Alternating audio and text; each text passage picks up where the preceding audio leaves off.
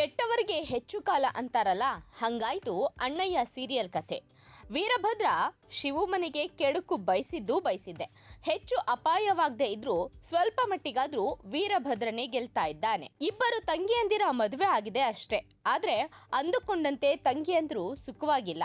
ಈ ವಿಚಾರ ಅಣ್ಣಯ್ಯಂಗೆ ಗೊತ್ತೂ ಕೂಡ ಆಗಿಲ್ಲ. ತಂಗಿಯಂದ್ರು ನಾವು ಸುಖವಾಗಿದ್ದೇವೆ, ಎಲ್ಲವೂ ಸರಿ ಇದೆ ಅನ್ನೋ ರೀತಿಯಲ್ಲಿ ಅಣ್ಣಯ್ಯನ ಮುಂದೆ ಬದುಕ್ತಾ ಇದ್ದಾರೆ. ಹೀಗಾಗಿ ಅಣ್ಣಯ್ಯನಿಗೆ ಸ್ವಲ್ಪ ಮಟ್ಟಿಗೂ ಆ ವಿಚಾರ ಗೊತ್ತಾಗಿಲ್ಲ. ಈಗ ದೊಡ್ಡ ತಂಗಿಯದ್ದು ಕೂಡ ಮದುವೆ ಆಗಿದೆ. ಅವಳ ಪಾಡೇನಾಗುತ್ತೋ ಅಂತ ವೀಕ್ಷಕರು ಅಂದಾಜು ಮಾಡುತ್ತಾ ಕೂತಿದ್ದಾರೆ. ಅದಕ್ಕೂ ಮುಂಚೆ ಮದುವೆ ಮನೆಯಲ್ಲಿ ಕಂಡ ಮಹಿಳೆ ಹಂಗ್ ಬಂದ್ ಹೀಗೆ ಸತ್ತೇ ಹೋದಳಲ್ಲ ಎಂಬ ಬೇಸರ ವೀಕ್ಷಕರನ್ನ ಕಾಡ್ತಾ ಇದೆ. ಪರಶು ಮದುವೆ ನಡೀತಾ ಇದೆ ಅಂತ ಗೊತ್ತಾದ ಮೇಲೆ ಮೋಸ ಹೋಗಿ ಮಗುವಿನ ತಾಯಿಯಾಗಿದ್ದ ಹೆಂಗಸು ಮದುವೆ ಮನೆಗೆ ಬಂದಿದ್ಲು. ಆ ಮಗುವು ಅಪ್ಪ ಎಂದೇ ಎಲ್ಲರಿಗೂ ಶಾಕ್ ನೀಡಿತ್ತು. ಆ ಹೆಣ್ಣು ಮಗಳು ಶಿವುಗೆ ಎಲ್ಲಾ ಸತ್ಯವನ್ನ ಹೇಳಬೇಕು ಅಂತ ಪ್ರಯತ್ನ ಪಟ್ಟಳಷ್ಟೇ. ಆದ್ರೆ ಪರಶು ಅದಕ್ಕೆ ಅವಕಾಶ ಕೊಡ್ಲಿಲ್ಲ. ಮದುವೆ ಮುಗಿದು ಹೋಯ್ತು. ಮನೆಯ ಬಳಿಯೇ ಬಂದ ಆ ಹೆಣ್ಣು ಮಗಳನ್ನ ಪರಶು ರಕ್ತ ಬರುವಂತೆ ಹೊಡೆದು ಜೀವವೇ ಹೋಗುವಂತೆ ಮಾಡಿದ. ವೀರಭದ್ರನ ಬಂಡವಾಳ ಬಯಲಾಗುವಂತೆ ಆಗುತ್ತೆ.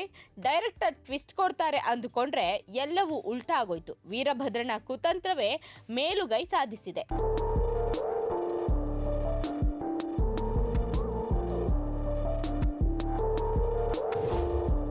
ಸತ್ಯ ಹೇಳ್ತೀನಿ ಅಂತ ಬಂದ ಹೆಣ್ಣು ಮಗಳು ಎಣವಾದ ವಿಡಿಯೋವನ್ನ ಸೋಷಿಯಲ್ ಮೀಡಿಯಾದಲ್ಲಿ ಬಿಡಲಾಗಿದೆ. ಅದನ್ನ ನೋಡುತ್ತಿರುವ ವೀಕ್ಷಕರು ಒಬ್ಬೊಬ್ಬರು ಒಂದೊಂದು ರೀತಿಯ ಕಮೆಂಟ್ ಗಳನ್ನ ಹಾಕಿದ್ದಾರೆ. ಆ ಕಮೆಂಟ್ ಗಳು ಈ ರೀತಿ ಇದಾವೆ ನೋಡಿ. ಇನ್ನು ಎಷ್ಟು ದಿನ ಈ ಕಣ್ಣಾ ಮುಚ್ಚಾಲೆ ಅನ್ಸುತ್ತೆ. ಶಿವುನ 3 ಜನ ತಂಗಿಯರ ಮದುವೆ ಮುಗಿಸಿದ್ರು, ಇನ್ಮೇಲಾದ್ರೂ 3 ಜನ ಅಳಿಯಂದಿರ ಬಂಡವಾಳ ಬಯಲು ಮಾಡ್ಬೇಕು. ಹೆಸರಿಗೆ ಅಣ್ಣಯ್ಯ, ಆದ್ರೆ ಅಣ್ಣಯ್ಯನ ಬಿಟ್ಟು ಎಲ್ರೂ ಹೈಲೈಟ್ ಮಾಡ್ತಾ ಇದ್ದಾರೆ ಎಂಬ ಬೇಸರವನ್ನ ಕೂಡ ಹೊರ ಹಾಕಿದ್ದಾರೆ. ಇನ್ನೊಬ್ರು ಎಲ್ಲಾ ಸತ್ಯ ಗೊತ್ತಾಗಕ್ಕೆ ಡೈರೆಕ್ಟರ್ ತಿಳಿಸಿದ್ರೆ ತಾನೆ ಅಂತ ಕೋಪಗೊಂಡಿದ್ದಾರೆ. ಮುದುಕ ಮಾವ ಮಾಡುವ ಕೃತ್ಯ ಕುತಂತ್ರನೇ ಗೊತ್ತೂ ಆಗಿಲ್ಲ.